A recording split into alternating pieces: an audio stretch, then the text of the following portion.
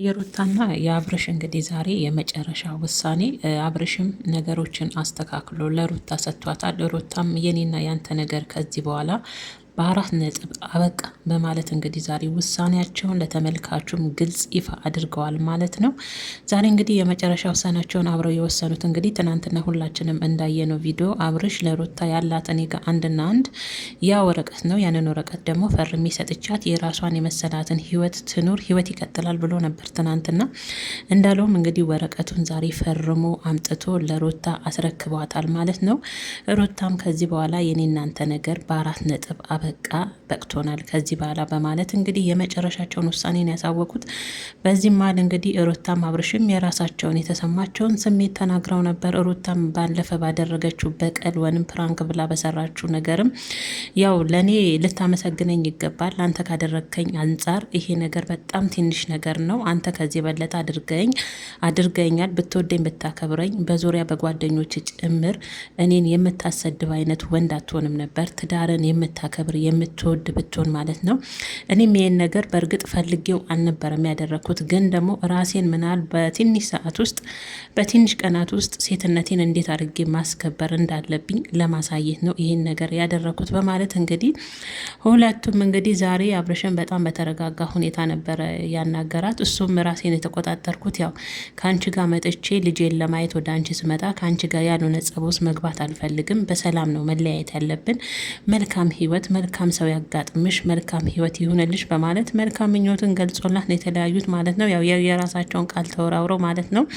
በዚህ አጋጣሚ የገለገል ነው በቃ እቺ ወረቀት ተንገላታች። የእውነት ቤተሰቦች በጣም ነው የወረቀት የተንገላታው። ያው እንግዲህ ሩታም ስትናገረ እንደነበረው ይህን ወረቀት አሁን ላይ ባለፈ ጣቢያ ትፈርምላታለ፣ ያለበዛ ትታሰራለ ስለተባልክ ስለተገደድክ ነው እንጂ የፈረምክልኝ አትፈርምም ነበር ስትለው፣ እሱም ደግሞ የኔና አንቺ ነገር እኮ ይህን ወረቀት ያልፈረምኩልሽ መሀላችን ብዙ ያላለቀ ነገር አለ። እሱም ደግሞ አብረን እንቀጥላለን፣ ብዙ ህይወት ይኖረናል ብዬ ስለምወድሽ እንደ ሚስትም ስለማፈቅርሽ ነው ሩታ እንጂ እንደ ማንኛውም ሰው ብፈልግ ኖሮ ራሴ ነበረ ወረቀቱን አምጥቼ ፈርሜ በቃ ከዚህ በኋላ መለያየት አለብን ብዬ መስጠት ራሱ የምችለው እኔ ነበርኩ።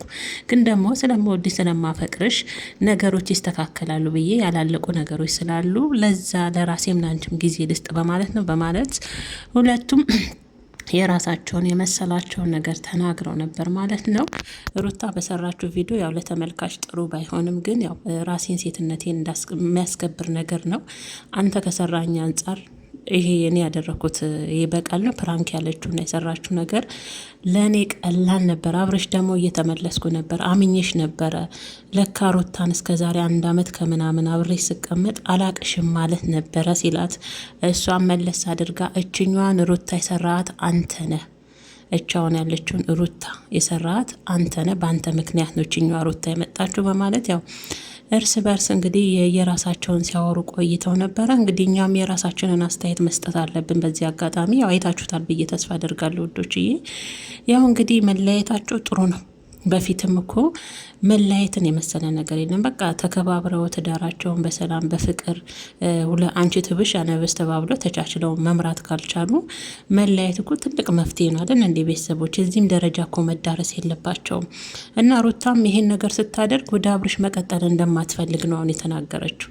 ብፈልግ ኖሩ ያንን ነገር ባስተካከልኩት መሀል አስተካክያን ወደ አንተ ወደ ትዳር ይመለስ ነበር። ደግሞ ስለማልፈልግ ነው ከአንተ ጋር መቀጠል ስለማልፈልግ ነው ብላ ግልጽ አድርጋ ነገረችው ማለት ነው። እና በቃ ይሻላል፣ እውነት ይሻላል። በቃ እሱም ሄዶ በሰላም ልጁን እያየ ልጁን በስነ ስርዓት እያሳደገ አስፈላጊውን ነገር እያደረገ የአባትነት ግዴታውን እየተወጣ መመለስ፣ እሷም የራሷን ህይወት በራሷ መንገድ መምራት፣ እሱም የራሱን ህይወት በራሱ መንገድ መምራት፣ እንደ እህትና እንደ ወንድም እንዲህ ተከባብሮ ገና ድሮ ራሱ ተገናኝተው ትዳራቸውን ማሳመርና ማስቀጠል ካልቻሉ መለያየት በቃ መፍትሄ ነው። ይህን ያህል ማተካሩ መሄድ እኮ አስፈላጊ አልነበረም።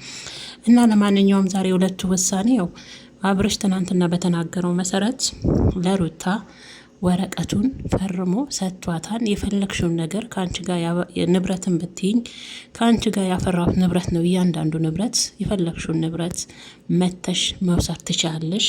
ከዚህ በኋላ መልካም ነገር ሁሉ ያጋጥምሽ። አመሰግናለሁ ለሰጠሽኝ ላከበርሽኝ ነገር ሁሉ እግዚአብሔር ያክብርልኝ በማለት እንግዲህ አሽሙርም እንደሚመስል አይነት ነገር ነበረ ሩታን ሲላት የነበረው ሲያመሰግናት የነበረው። እሷ ምሽ ያመሰግናለሁ ታንኪዩ ብላ ነው ሄደችው ማለት ነው። ቤተሰቦች እንግዲህ ውሳኔያቸው ይሄን ይመስላል ማለት ነው። እሷም የኔ እናንተ ነገር በ4 ነጥብ እዚህ ጋር አብቅቷል። ከዚህ በኋላ ምንም በእንደዚህ አይነት ጉዳይ የምንገናኝበት ምክንያት የለንም ብላለች። በነገራችን ላይ የሙዚቃው ማሽቃበጥ ግን አላሳዝንሽም ወይ?